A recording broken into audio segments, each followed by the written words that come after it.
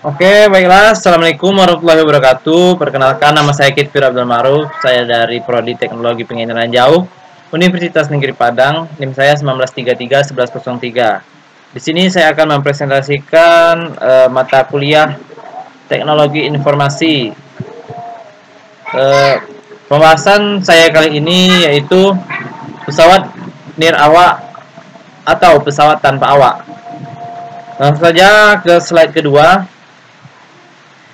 Pesawat nirAWA atau pesawat tanpa awak atau Unmanned Aerial Vehicle, bisa juga disingkat sebagai UAV atau sering disebut sebagai drone, adalah sebuah mesin terbang yang berfungsi dengan kendali jarak jauh oleh pilot dan atau mampu mengendalikan dirinya sendiri yang dioperasikan oleh operator menggunakan hukum aerodinamika untuk mengangkat dirinya.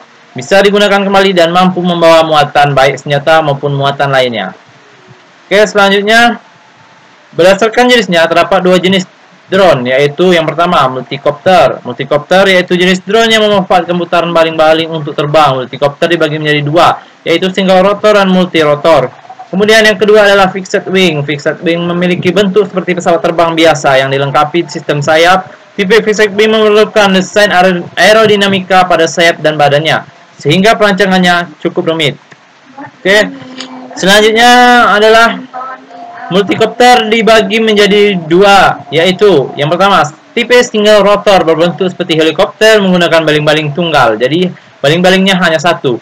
Kemudian yang kedua, sedangkan multi rotor menggunakan 3-8 baling-baling, jadi lebih banyak baling-balingnya dibandingkan tipe single rotor. UAV Unmanned Aerial Vehicle atau pesawat tanpa awak atau drone adalah sebuah mesin yang mampu terbang dan dikendalikan oleh pilot dari jarak jauh. Oke, selanjutnya gambar dua jenis drone.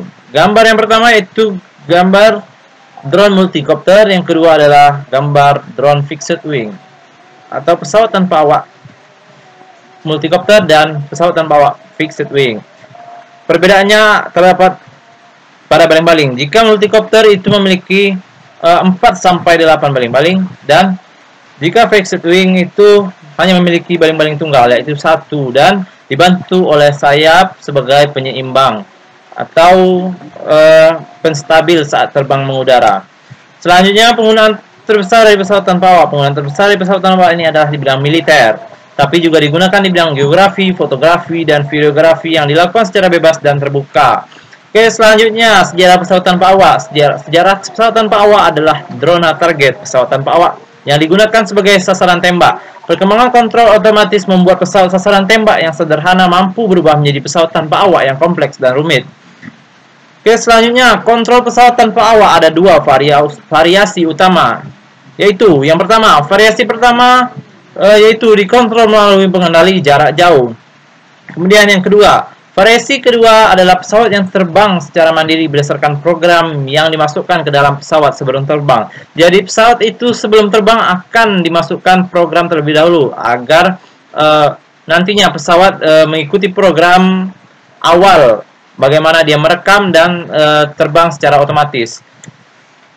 Oke, selanjutnya sistem kendali pesawat terbang tanpa awak atau PTTA. Yang pertama, tahap manual. Pada tahap ini take off dan landing peran pilot operator mutlak diperlukan untuk mengendalikan PTTA mencapai ketinggian dan kecepatan operasi yang diinginkan, serta untuk mengantisipasi keadaan pengendalian yang di luar dugaan. Jadi ini membutuhkan pilot. Jadi yang ini tahap manual itu membutuhkan pilot tersendiri. Jadi harus ada pilotnya untuk mengatur terbangnya drone atau pesawat tanpa awak ini. Selanjutnya tahap autopilot. Ketika PTTA sudah berada pada tingkat presiden kecepatan terbang yang diinginkan, maka pilot mengaktifkan sistem kendali autopilot. Sistem ini meliputi wing leveler, kemudian airspeed hold, dan altitude hold. Jadi harus ada operator yang memantau jalannya pesawat. Kemudian sistem navigasi peta. PTTA memiliki sistem navigasi yang berbasis GPS. Pada uji penerbangan waypoint following mengikuti titik koordinat yang telah ditentukan, sistem navigasi ini bisa bekerja dengan baik. Kemudian pemasangan sistem pesawat tanpa awak. Pesawat tanpa awak telah menunjukkan hasil menjanjikan di luar negeri, umumnya dari konsumen, lokasi kerja, atau kawasan relatif terpencil yang biasanya menggunakan pesawat berawak. Oke, sekian, terima kasih. Mohon maaf jika ada kesalahan. Assalamualaikum warahmatullahi wabarakatuh.